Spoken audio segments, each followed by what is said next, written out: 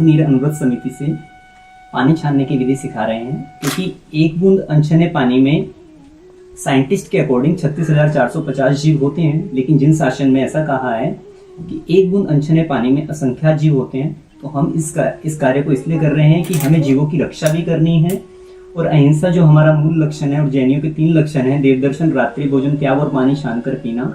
इसी कारण से हम पानी छान कर पी रहे हैं। तो हम शुरू करते हैं, पानी किस प्रकार छानना चाहिए उसकी एक विधि हम प्रारंभ कर रहे हैं। ये हमारा छन्ना है, जो कि उसकी थिकनेस इतनी है कि इसमें से सूर्य किरणें आर पार नहीं हो सकती, और इसको हम सबसे पहले धोरा करते हैं और धोरा करके हम पानी को छानना प्रारंभ करते हैं।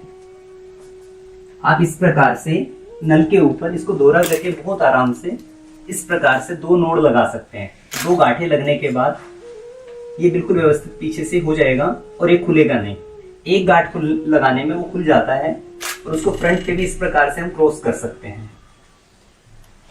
और इसको ये जो स्पीड की जाती है, ओपन की जाती है, इतनी की जाती है कि ओवरफ्लो ना हो। इसके लिए हम नल को पूरा ना खोल करके अराउंड 40% खोलते हैं।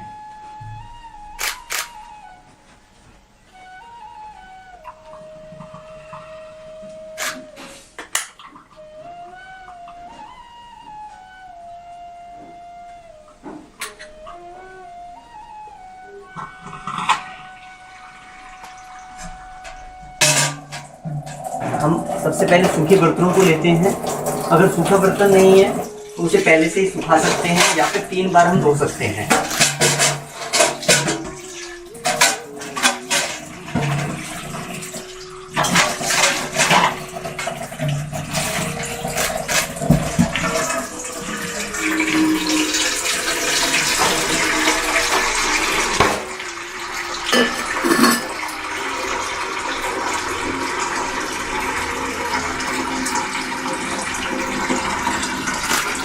जब आप नल चालू करें तो इस बात का ध्यान रखें कि जो साइड वाली जगह है यहाँ से पानी बाहर ना निकले, क्योंकि हर एक का नल अलग अलग हो सकता है। किसी में ज़्यादा पानी आता है, किसी में कम पानी आता है। तो छन्ना कहाँ तक गीला हो रहा है उससे अपने को आइडिया लग जाएगा। तो छन्ना ये हाथ तक गीला होना चाहिए, ऊपर तक गीला ना हो, क्योंकि ऊपर तक गीला होगा तो अनछना पानी भी बाहर आके बर्तन में चला जाएगा। तो इस बात का ध्यान रखें।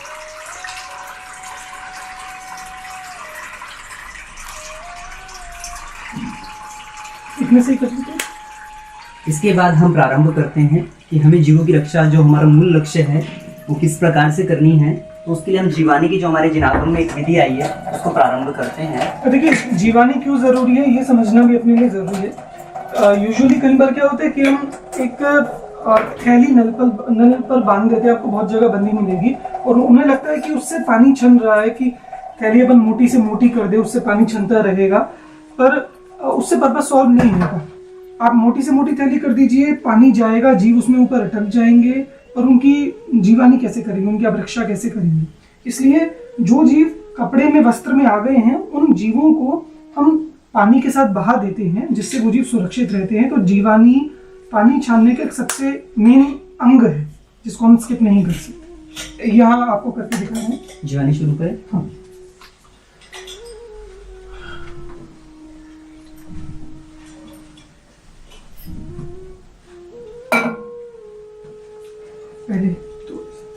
पहले पानी वहाँ डाल दें।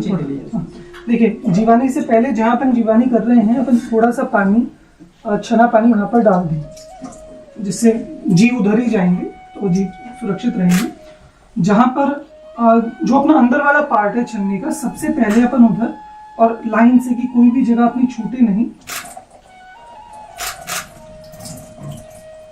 पूरे में अपन अच्छे से यहाँ पर पानी डाल देंगे 1-2 बार, जिससे सारे जीव अच्छे से नीचे बह जाए। फिर इसका जो भीतरी पानी, छन्ने को खोल कर, देखिए खोल कर करना भी जरूरी है, क्योंकि पानी में ना केवल स्थावर जीव नहीं होते हैं, त्रस जीव होते हैं, और जो हम छान रहे हैं वो त्रस जीवों को छान रहे हैं।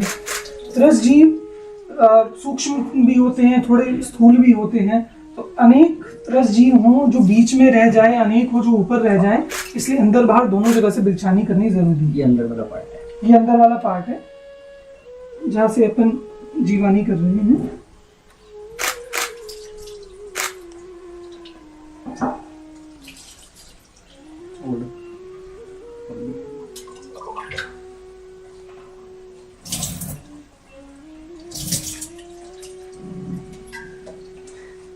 इसके साथ साथ इसको एकदम से हमें निचोड़ना नहीं है, हमें लगभग 2 से 3 मिनट इसको सुखाने के लिए हमें इस तरीके से हैंग कर देना है। साथ में हमने जहाँ पर जीवानी की है वहाँ पर भी हम थोड़ा सा जल इस प्रकार से बहा दें, ताकि जो भी जीव है वो पूरे पाइप के द्वारा उसी स्थान पर चले जाएं जहाँ पर ऑलरेडी पानी है।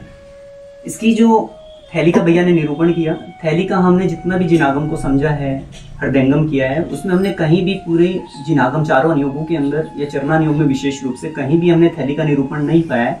तो हम चाहते हैं कि हमें अपने प्रमाद का पोषण ना करके जो जिनागम है उसके हिसाब से अपनी कषायों का अभाव भी करना और अपने आप को बदलना भी है, ना कि अपने हिसाब से हमें जिनागम को फॉलो करना है। जबकि होना यह चाहिए कि हमें अपनी कषायों का अभाव करने के लिए जिनागम के हिसाब से अपने प्रमाद को छोड़ते हुए अपने आप को पूरा बदल लेना चाहिए, जिनागम के अनुरूप हो जाना चाहिए। जिसकी जो मर्यादा की जहाँ तक चर्चा है, जो हमने पानी छाना है उसकी मर्यादा मात्र अभी 48 मिनट के लिए वैलिड है। 48 मिनट तक इसमें कोई त्रसजीव की उत्पत्ति नहीं होगी, और जैसे हम 48 मिनट के बाद लगातार पानी नहीं छान सकते, वो असंभव है। इसकी 2-3 मर्यादाएं जिनागम में आई हैं कि या तो हम इसका टेस्ट बदल दें या इसका कलर बदल दें, जिसके लिए इलायची, सौंफ, लौंग, या फिर सस्ते रूप में कहें तो हम नारियल का ये जो अपना अनार का छिलका होता है उससे भी कलर बहुत जल्दी बदल जाता है। तो हम इलायची को इसको पीस भी सकते हैं, और पीसने के साथ साथ इसकी मर्यादा इस प्रकार से हम बढ़ा सकते हैं। इसको धो करके, ये धुली हुई है तो इसको अपन धो करके इस तरीके से इसकी मर्यादा 6 घंटे की कर सकते हैं। मैंने आप अनार या फिर संतरे इनके छिलके को पीसेस करके सुखा सकते हैं धूप में, और जब वो पूरी तरह से सूख जाए तो उसे हम मर्यादा के लिए यूज कर सकते हैं। इसके साथ साथ जो उबालते हैं हम, तो उबालने से अगर ये पानी ऊपर आने लग जाए तो उसे 24 घंटे की मर्यादा होती है। सामान्य गर्म हो या तेज गर्म हो, कहीं भी हमने 12 घंटे की भी चर्चा नहीं पड़ी है। तो 6 घंटे की मर्यादा जिनागम में आती है कि अगर पानी गर्म होता है तो उसे 6 घंटे की मर्यादा होती है, और उबल जाता है तो 24 घंटे तक इसमें किसी भी प्रकार के त्रसजीवों की उत्पत्ति नहीं होती है। तो सबसे विनय है कि सभी लोग अपने जीवन में जो जैनियों के लक्षण है, जो जैनियों के 3 लक्षण है, देवदर्शन, रात्रि भोजन त्याग और पानी छान के पीना, उसे अवश्य ही अपने जीवन का अंग बनावें। इसके साथ साथ जैसे हमें नहाने का पानी प्रयोग करना है, पीने में तो अवश्य ही आप इलायची, सौंफ इत्यादि का ही प्रयोग करें, या फिर सौंफ का या फिर छिलके इत्यादि का प्रयोग कर सकते हैं धो करके उन्हें।